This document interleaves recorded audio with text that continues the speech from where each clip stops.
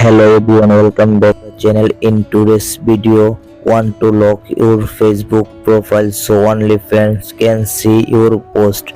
Here's how to in just a few seconds. Okay, let's get started. First, open your Facebook app and now click on the profile option and now click on the Facebook profile name.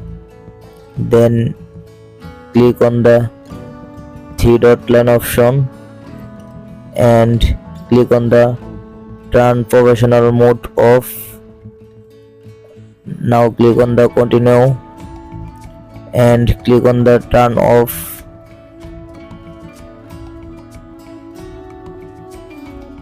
and close. Then refresh. Now click on the lock profile and lock your profile.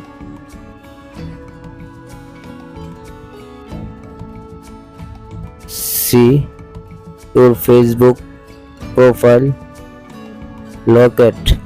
You lock at your profile. I hope your problem has been solved successful.